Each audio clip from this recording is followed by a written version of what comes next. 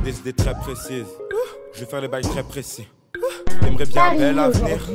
Mandat du qui le dessine. Carte privée, on accueille Kapla.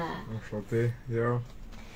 Il va nous parler de lui, de sa vie de star, musicien, parisien. On va l'écouter. En tout cas, sur BSM TV, on a le plaisir et la joie de t'accueillir. Alors, Kapla, on a hâte de te découvrir. Raconte-nous, dis-nous tout sur toi. Bah déjà, on va commencer par dire que pas de vie de star. Hein. Kapla est très simple. Kapla, c'est un jeune qui a 25 ans maintenant, qui fait de la musique depuis qu'il a 18 ans. Moi, je viens du Cameroun. Moi, j'ai grandi, je suis arrivé en France à mes 6-7 ans. Donc, j'ai grandi à Yaoundé avec ma famille. Je suis arrivé, après, j'ai vécu à Civray, en Poitou-Charentes. Après, j'ai vécu à Poitiers, où j'ai passé toute mon enfance, toute mon adolescence. Je suis sur Paris à mes 16 ans. En fait, c'est arrivé sur Paris que moi j'ai rencontré des rappeurs en fait. Des rappeurs qui s'appelaient Jobé. C'était en fait, il y avait Jobé, c'était en fait, c'est maintenant, c'est les mecs du Pop Final Records, c'est les mecs qui maintenant sont du Pop Final Records avec Bouska. J'ai rencontré Bouska aussi. Non, pas Bouska, Bouska j'ai rencontré après, j'avais rencontré Cobra. Et en fait, je rappais avec eux dans la rue. Et ils m'ont insufflé moi ce goût de faire de la musique. C'est-à-dire qu'on était dans la rue, on faisait des freestyles, on rappait, et moi je rappais des textes. Je rappais des textes que je connaissais, de rappeurs que je connaissais. Et ils rappaient leurs textes. Et je me suis dit, mais c'est magique, moi je vais écrire mes textes à moi. Ah, c'est génial. Là donc, et là j'ai commencé à me dire que j'ai commencé à faire de la musique à mes 18 ans. Ouais. Et c'est là que tu as commencé, tu t'es lancé. Et ces ça. rappeurs-là, on va dire, si tu les avais pas rencontrés, tu ne serais pas qui tu es aujourd'hui? Je pense que, en fait, si je les avais pas rencontrés, je pense que je n'aurais peut-être pas fait de musique. D'accord. C'est donc Jobé qui, en plus, j'aime beaucoup, j'ai beaucoup aimé ce qu'il faisait. Jobé, c'était frère de Sample. C'est dommage qu'il soit arrêté à faire de la musique parce que lui, il a décidé d'arrêter parce qu'il m'a dit qu'il avait plus d'inspiration, machin. Je le connaissais, c'est un mec que je connais dans mon entourage, c'est un mec qui a une bonne connaissance, quoi. Et en fait, je n'aurais pas rencontré ces mecs-là qui m'auraient pas mis ce goût de la musique, mis ce goût de rapper comme ça. Ouais, j'aurais pas commencé, hein. J'aurais jamais fait de musique. D'accord. Et comment on fait pour dire, tiens, je vais écrire mes paroles? Comment tu as réussi à trouver ces paroles-là qui touchent, qui inspirent? C'est inspiré de quoi? De ta vie? C'est inspiré de quoi? Bah, en fait, effectivement, moi, quand j'ai commencé à écrire au début, c'est très drôle parce qu'au début, je voulais pas écrire de gros moments. Au début, j'avais dit à un pote à moi avec qui j'ai commencé à écrire, Hugo Buy, qui s'appelle Brin d'Ours, donc si vous voulez aller écouter, hein, Brin d'Ours sur SoundCloud et sur Instagram. Brin d'Ours. D'accord, Brin d'Ours. Brin d'Ours, ouais. D'accord, ok. Et en fait, Brin d'Ours, on s'est dit, on va pas écrire de gros mots, pas de grossièreté, on va faire un rap très propre, un peu comme ce que fait Big Flo et Oli. Maintenant. Félicitations, parce que le rap en général, je laisse continuer. Oui, mais félicitations, mais finalement, moi j'ai complètement, si tu écoutes des sons, j'ai complètement vrillé la carte, donc pas de gros mots et j'en dis de temps en temps. C'est-à-dire qu'en fait, en grandissant, moi dans mon écriture, je me suis rendu compte que moi je suis quelqu'un qui est un peu chartier, quoi. J'ai pas forcément de politiquement correct. J'aime pas le politiquement correct. C'est-à-dire que ça peut m'arriver. J'avais 18 ans quand j'ai commencé à 18 ans. En fait, moi, je voulais d'abord écouter. En fait, je voulais faire une musique que pouvait écouter ma mère et pouvait écouter mes tantes. Et après, je me suis dit, mais le problème, c'est qu'en fait, c'est trop me mettre de barrières. C'est trop en fait, de rendre réducteur ma musique avec tout mon état d'esprit. Parce que si je fais un truc qui va forcément plaire beaucoup à ma mère, à mes tantes, à ma famille, moi, il y a beaucoup de zones, il y a beaucoup d'horizons dans lesquels je vais pas pouvoir aller. Beaucoup d'horizons dans lesquels je vais pas pouvoir m'évaporer.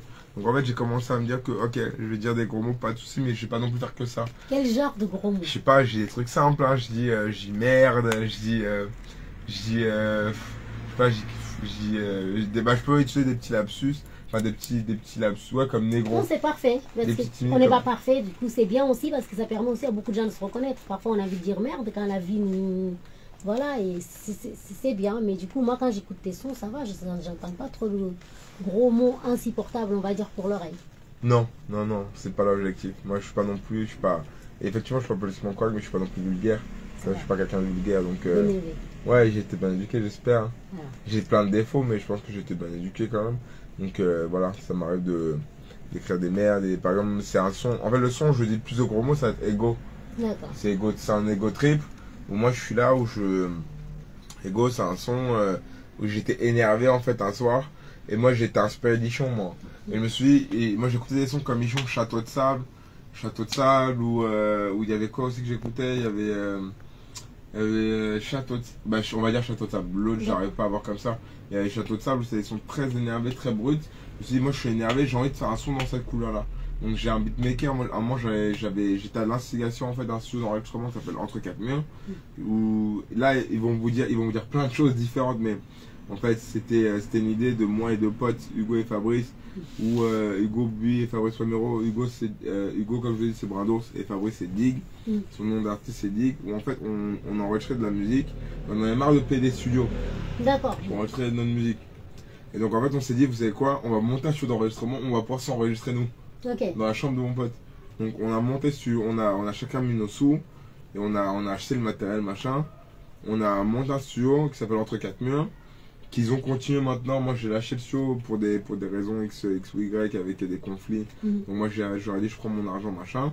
Et en fait de ce studio, moi ce que ça m'a apporté, j'ai enregistré quelques sons dans le studio, j'ai même enregistré des gens. J'ai même ramené des potes avec qui j'ai fait des sessions machin. D'autres rappeurs avec qui j'ai fait des featuring. En fait comment j'ai fait ça, on a travaillé avec un beatmaker qui vient de Montréal, qui vient du Canada, qui s'appelle Cleary. Son nom me repose un peu. Non, il est pas mort. Ah, il est pas mort. dire que tu es de Montréal alors. Il vient de Montréal, Ah, Montréal. De Montréal. Excuse-moi. Non, on a... Ok. Non, pas son nom, mais autant pour moi, ok. Cleary, t'es toujours vivant, tu fais des très bons beats. Qui vit longtemps. Ouais. Il est toujours vivant, il fait des très bons beats. Donc, okay. Il voilà. s'appelle comment? Cleary.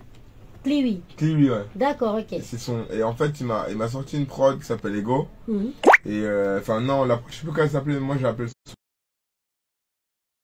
Ah, c'est parfait, j'ai vraiment gueulé dans la prod. Et je me suis lâché, en gros j'ai dit tout mérite, ça me rend fou. Je t'ai dit tu pars en couille, c'est là où j'ai le plus de gros mots. Je t'ai dit tu pars en couille, je t'ai dit t'arrasses ton genou, t'es triste, je sais pas, je m'en fous. Et, ouais, t'es triste, je sais pas, je m'en fous. Et genre, parce que moi j'étais déjà triste. Ouais. Moi tu t'es triste. Ouais, dans mon dos. Ouais. Ok. Donc aujourd'hui, Kapla, ta vie d'artiste, on va dire rappeur, j'imagine qu'il y a parfois des moments où tu exploses, mais il y a peut-être des moments où tu es dans des moments de doute. Comment ça se passe? Bah, en fait, c'est marrant parce que moi j'ai eu ce problème. À un moment donné, moi à force d'écrire, parce qu'en fait j'ai écrit énormément de textes quand j'ai commencé. C'est-à-dire que avant qu'on m'envoie des prods, parce que j'ai la chance d'avoir rencontré des mecs qui sont des beatmakers, des producteurs, comme Sylvain, Hector Moron-Guema, comme Cleary, comme Menelk, comme maintenant un mec qui s'appelle Ko-I5C sur Instagram. Comme aussi j'ai eu qui? J'ai Gafresh. SO Gafresh, mon gars, Gafresh à il y a de la fraîche, il y a de la drogue. Donc Gafresh, c'est mon gars. C'est un bête de pote à moi depuis des années maintenant, ça va bientôt faire 10 ans qu'on est potes. Et en fait, pour lui, c'est un beatmaker, il fait des prods à Maes, il fait des prods à Daisy, il fait des prods à des grosses montures du rap français. Et en fait, lui, il m'envoie des prods, et en fait, à un moment donné, j'écrivais tellement de textes avant sur des taille beats, qu'à un moment donné, j'avançais et je savais plus quoi écrire. Et j'avançais et je ne savais plus quoi écrire. C'est-à-dire que tu écrivais, tu chantais, mais... Je savais plus quoi écrire. Mais tes textes, quand tu les écrivais, c'était plus par rapport à ta vie, ton vécu, par rapport à ces personnes-là que tu rencontres et qui t'aident. Et aujourd'hui, tu dirais le rap, c'est quoi pour toi? Le rap, pour moi, bah, c'est un exutoire. C'est un exutoire, en fait. Moi, le rap, c'est quelque chose qui m'encourage à faire quelque chose de bien. C'est-à-dire que moi, j'ai une grosse fierté à avoir fini un son et avoir écrit un son, l'avoir enregistré et qu'il sonne bien à mes oreilles. Et je me dis, là, j'ai envie de le mettre sur mon SoundCloud. Quand j'ai fait ça, je me dis, ah, c'est magnifique.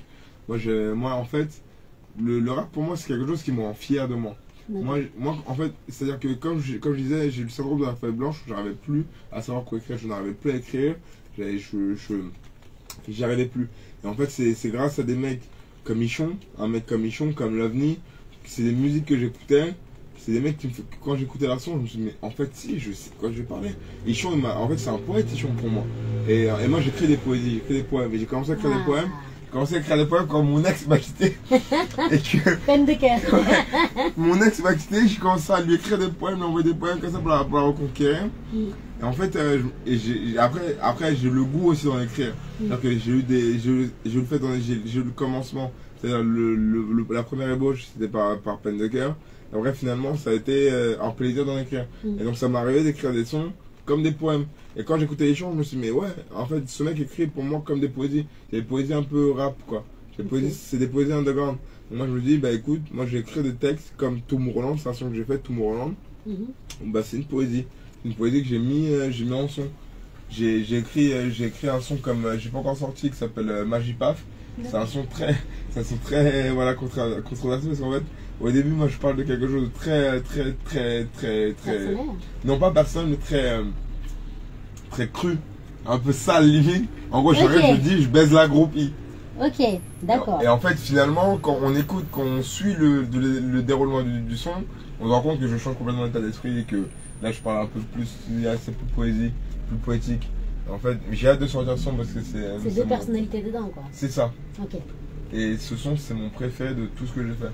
D'accord, du coup, tu as sorti plusieurs sons là. Il y a Ego, il y a Souké, et puis il y a le nouveau que tu as sorti aussi. Sèche, ouais, là j'ai sorti Sèche. Et c'est produit par Sylvain. D'accord. Et vous pouvez le retrouver sur les. Il a lui une maison de production, donc vous retrouvez sur les réseaux Sylvain. C'est un très bon producteur, c'est un mec qui vient de. Je l'ai rencontré, il est de Chicago. D'accord. En fait, maintenant il habite à Londres. D'accord. Mais de temps en temps, il est sur Paris, donc on se voit quand il est sur Paris, on fait des espèces de séminaires où avec lui, il a un collectif qui s'appelle Cosmere. Donc quand il est sur Paris, on va lui prendre un appartement, on fait des feats et de ça on a découlé des feats. On fait des featuring comme Drugstore qu'on a fait, comme Red Eyes qui sortira peut-être jamais. Parce qu'ils sont embrouillés, il y a des mecs qui sont embrouillés donc. Donc ils m'ont dit écoute on va peut-être pas sortir le son mais on a sorti Drugstore et le Drugstore il a plu.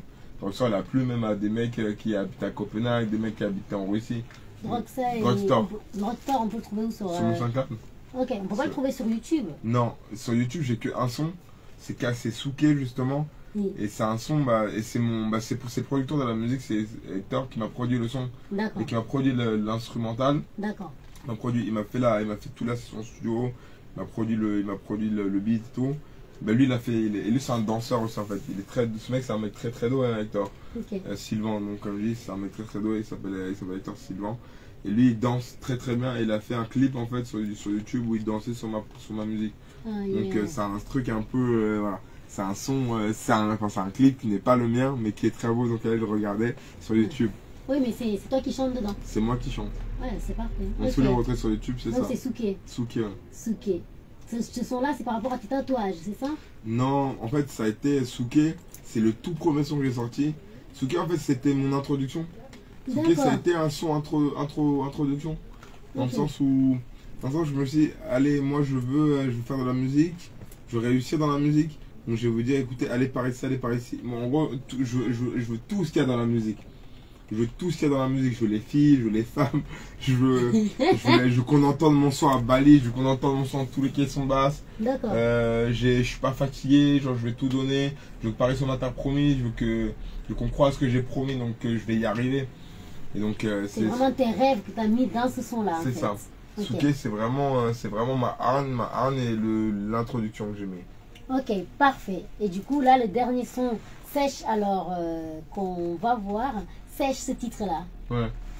Pourquoi non, moi, il y a une petite anecdote. Moi, mes titres de musique, souvent, c'est les noms de mes instrus. D'accord, ok. D'accord. Ouais.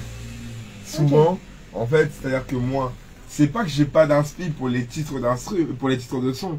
Mais c'est qu'en fait, mes instrus, des fois, quand les mecs m'envoient les instrus, les titres, je les trouve tellement lourds que je me dis, je vais le mettre en titre. Souké, la prod s'appelait Souké.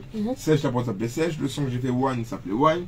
D'accord, ok. Posthume, la prod s'appelait Posthume. C'est toujours lié à la prod alors? Souvent, ouais. Bah, parfait. Bon, bah écoutez, si les gens veulent te retrouver aujourd'hui pour trouver Kapla, il faut aller sur SoundCloud. On tape Kapla. K-A-P-L-A, ouais. K-A-P-L-A. Et on pourra trouver tous ces sons.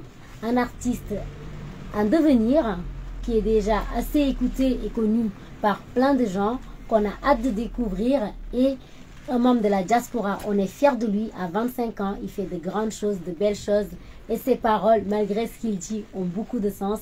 Et même moi, tout à l'heure, j'ai swingé dessus. Je vous invite à aller le découvrir. Let's go.